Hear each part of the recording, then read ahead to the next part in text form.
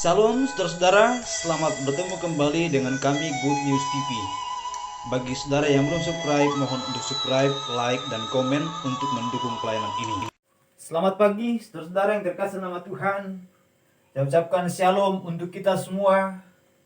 Tuhan begitu baik mengasihi kita sampai kita bisa bangun dengan tubuh yang sehat pada pagi hari ini. Untuk itu kita pantas bersyukur kepada Tuhan, memuliakan Dia, dan juga mendengar firman Tuhan. Marilah kita berdoa. Atas segala kasih dan kemurahan-Mu ya Bapa, kami mengucap syukur. Itulah yang dapat kami lakukan sebagai persembahan kami kepadamu. Lalu Tuhan, sebelum kami beraktivitas hari ini, biarlah Tuhan memberkati kami dari kebenaran-Mu, yang akan menggerakkan setiap hidup kami di dalam hidup yang benar, mempermuliakan nama Tuhan. Terpujilah Engkau, terangilah hati pikiran kami untuk boleh memahami dan mampukan kami melakukannya dari kebenaran Tuhan. Dalam Yesus Tuhan kami berdoa. Haleluya. Amin. Saudara yang terkasih nama Tuhan, saya mengajak kita membuka firman Tuhan dari Injil Matius pada pasalnya yang ke-18. Satu ayat saja, yaitu pada ayat yang ketiga. Mungkin ayat ini sudah sering kita dengar, namun saya bacakan kepada kita. Lalu berkata, "Aku berkata kepadamu, sesungguhnya jika kamu tidak bertobat dan menjadi seperti anak kecil ini, kamu tidak akan masuk ke dalam kerajaan sorga." Saudara terkasih nama Tuhan, konteksnya sebenarnya adalah murid-murid Tuhan bertanya, siapa yang terbesar dalam kerajaan surga? Lalu saudara terkasih nama Tuhan, ternyata Tuhan memberikan jawaban yang cukup mengagetkan kepada mereka, bahwa ternyata Tuhan tidak hanya menyebut siapa yang terbesar, tetapi siapa yang akan masuk ke dalam kerajaan surga dulu. Karena tidak ada gunanya berbicara siapa yang terbesar, siapa yang paling dihormati di dalam kerajaan surga jika ternyata orang itu tidak masuk surga. Maka Tuhan memberikan suatu penjelasan yang lebih mendasar terlebih dahulu, agar mereka memahami bahwa kalau mau masuk surga itu, Tuhan katakan bahwa harus bertobat seperti anak kecil. Nah, bagi orang Yahudi, mereka selalu menganggap anak kecil itu tidak seperti orang dewasa yang patut dimintai pertanggungjawabannya atau pertimbangannya, ide-idenya harus didengar, dan lain sebagainya. Anak kecil selalu biasa dipikirkan itu sebagai yang mau hanya siap mendengar saja. Artinya, kalau dalam perbincangan orang tua, maka anak-anak tidak diizinkan untuk turut campur di dalamnya. Artinya bahwa mereka itu tidak dianggap selepel dengan orang tua. Itu sama juga dengan kebanyakan kita yang ada tinggal di Asia. Kadang-kala kita berpikir bahwa anak-anak itu di bawah derajatnya dari kita. Seolah-olah bahwa mereka itu tidak ada apa-apanya, kita yang lebih pintar, kita yang lebih bijak, dan kita lebih dari segalanya atas mereka semua. Dan pada bagian ini Yesus memberikan suatu statement yang sangat-sangat berbeda dari pandangan umum pada waktu itu. Yesus berkata bahwa jika orang mau masuk surga harus bertobat seperti seorang anak kecil. Apa yang kita harus pelajari dari seorang anak kecil tentang pertobatan? Saudara, metanoia, pertobatan itu Tuhan katakan bertobat seperti seorang anak kecil. Karena anak kecil itu adalah pribadi yang menerima apa adanya setiap apa yang diajarkan kepadanya. Dia begitu tulus dan begitu polos untuk menerima ajaran itu. Dan itulah sebabnya kita mengajari anak-anak kita mulai dari kecilnya, mulai dari belajar berbicara, mulai dari belajar untuk makan sendiri, berpakaian sendiri, dan lain sebagainya. Lama-kelamaan mereka melakukannya persis seperti apa yang kita ajari. Nah, jadi bahkan para ilmuwan atau psikolog berkata, kalau mengajari anak-anak usahakan jangan sampai salah. Karena apa? Ketika dia sudah menyerap pengajaran yang salah itu, dia akan melakukannya dan dia akan menganggap pengajaran yang salah itu yang benar, yang lain salah semua. Justru ketika orang lain benar, dia akan anggap salah. Nah, saudara yang terkasih nama Tuhan, hari ini ketika kita mendengar firman Tuhan bahwa kita harus bertobat, atau ketika seorang mau masuk ke dalam kerajaan surga harus bertobat seperti seorang anak kecil, maka milikilah iman yang sederhana, iman yang polos, yang mempercayai segenap hati. Yang mempercayai segenap hati apa yang Tuhan ajarkan, apa yang firman Tuhan sampaikan. Ketika firman Tuhan mengatakan bahwa Yesus juru selamat satu-satunya, tidak ada yang lain, maka kita percaya seutuhnya kepada hal itu. Jadi tidak lagi berpikir bahwa ada usahaku di sana untuk aku selamat. Sama seperti seorang anak kecil, ketika dia menerima suatu ajaran, dia mempercayai seutuhnya. Dia begitu percaya kepada bapaknya. Dia begitu percaya kepada orang tuanya. Sama seperti kita juga harus percaya sepenuhnya kepada Bapa kita, yaitu Bapa yang di surga, yang menurunkan firman-Nya. Dan juga yang telah mengaruniakan putranya kepada Kristus Tuhan. Kita harus percaya kepadanya seutuhnya. Dengan polos seperti kita mempercayakan uang kita di bank, bahwa kita yakin uang itu tidak akan hilang.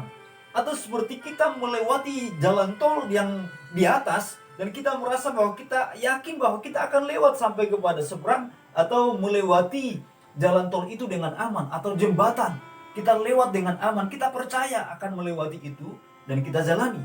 Dan jika orang tidak percaya, tentu tidak akan menjalaninya, bukan? Nah, saudara-saudara yang terkasih nama Tuhan, begitulah iman yang polos. Sama seperti saudara hari ini sudah menantikan sebentar lagi matahari terbit. Sudah ada gambaran, sudah ada pemahaman, dan sudah ada satu keyakinan bahwa matahari akan terbit.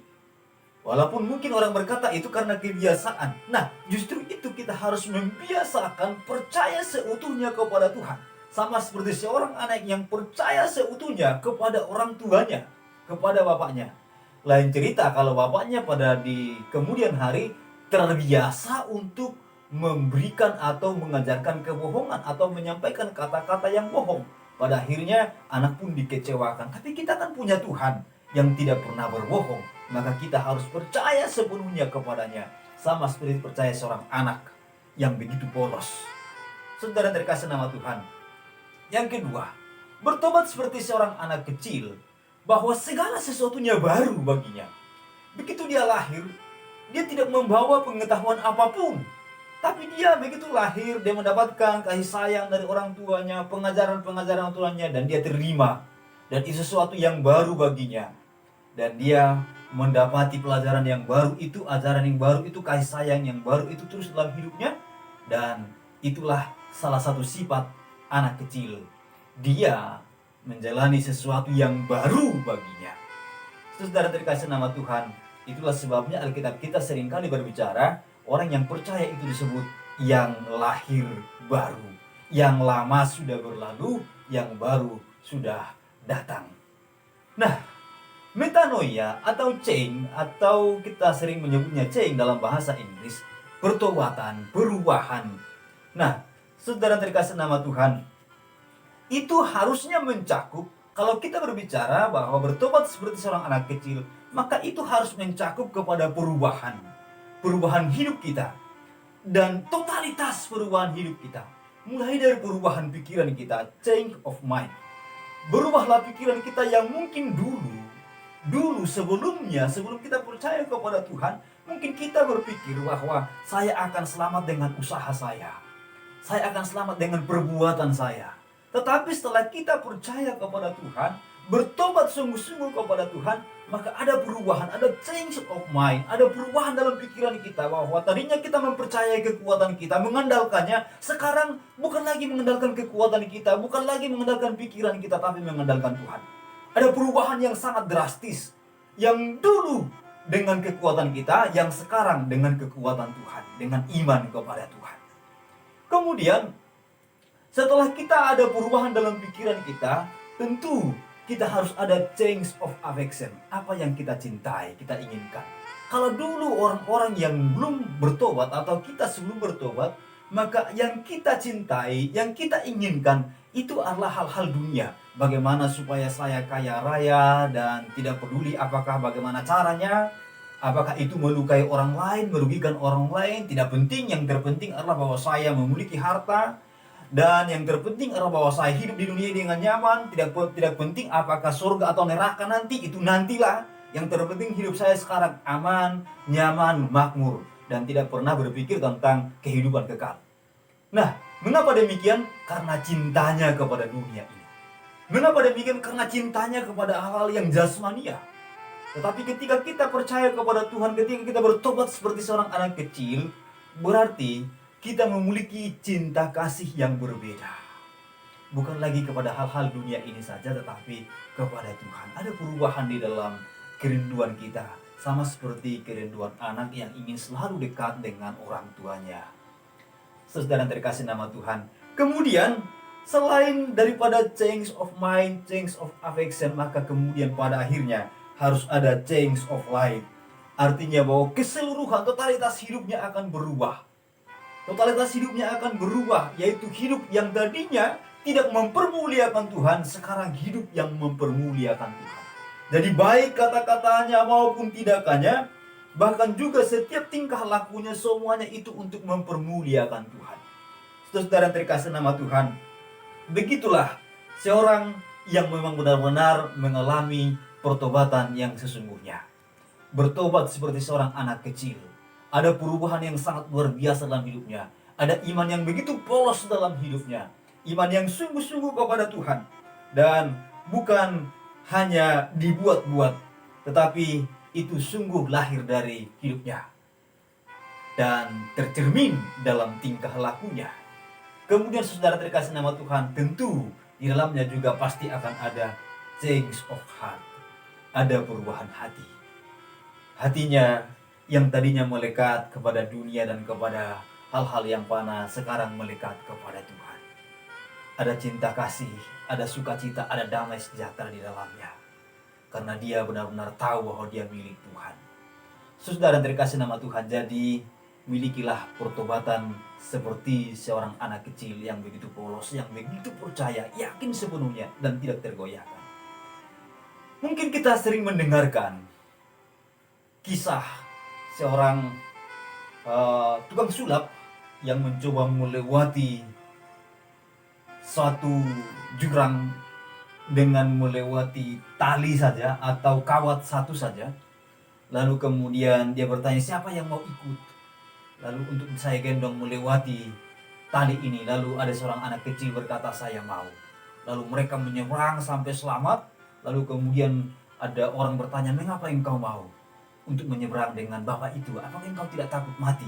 Maka anak itu menjawab, saya percaya kepada dia karena dia adalah bapak saya. Saudara terkasih nama Tuhan, demikianlah kepercayaan yang sesungguhnya. Dia teruji, dia sederhana, dia polos, tetapi dia kokoh di dalam kepercayaannya itu. Kepercayaan seorang anak yang sangat luar biasa. Saudara yang terkasih nama Tuhan, jadi milikilah kepercayaan yang polos, kepercayaan yang kuat, iman yang sederhana tetapi kuat sekali. Dan itu akan tergambar di dalam perubahan pikiran kita, perubahan hati kita, perubahan tingkah laku kita, bahkan juga perubahan dari apa yang kita cintai. Change of mind, change of affection, change of heart, change of life. Miliki itu dalam hidup kita sehari-hari. Hari ini biarlah kita beraktivitas dengan penyertaan Tuhan. Saya percaya firman Tuhan telah saudara dengar dan saudara mau menjadi pelaku firman Tuhan karena saudara adalah anak-anak Tuhan. Bahwa saudara pasti akan beriman kepada Tuhan dengan iman yang sungguh-sungguh. Percaya tak tergoyahkan. Tuhan memberkati kita semua. Kita berdoa. Terima kasih Bapa buat pagi hari yang indah ini. Kami boleh merenungkan firman Tuhan yang begitu singkat, ringkas. Bapak, biarlah itu dapat berbicara jauh sampai di dasar hati kami masing-masing, sehingga ada perubahan yang sangat mendasar dalam hidup kami, yaitu pertobatan seperti seorang anak kecil yang begitu mempercayai, meyakini orang tuanya. Demikian pun kami harus meyakini Bapa kami yang di sorga, meyakini Tuhan kami Yesus Kristus tanpa tergoyahkan, dan pada akhirnya itu akan mengubahkan pola pikir kami, mengubahkan hati kami, mengubahkan tingkah laku kami, mengubahkan setiap apa yang kami kasihi cintai di dunia ini. Tolonglah kami Tuhan. Lalu Bapa, berkati kami sepanjang hari ini dalam aktivitas kami. Berkati pekerjaan kami, ekonomi kami, semua anak-anak-Mu. Berkati yang lemah, biarlah mendapat kekuatan. Yang sakit, biarlah mereka mendapatkan kesembuhan. Dan biarlah pertolongan yang datang dari Tuhan nyata bagi kami semua anak-anak-Mu. Dan pada hari ini, kami masih berdoa kepada Tuhan untuk masalah COVID-19 yang masih memiliki atau berpengaruh dengan dampak-dampak yang luar biasa terhadap berbagai sisi, termasuk juga terhadap ekonomi anak-anak Tuhan, bahkan juga bangsa dan negara ini. Tolonglah Tuhan agar kami semua melewatinya dengan pertolongan Tuhan, dan kami semua akan merasakan sukacita, berkat, dan pertolongan yang datang dari Tuhan.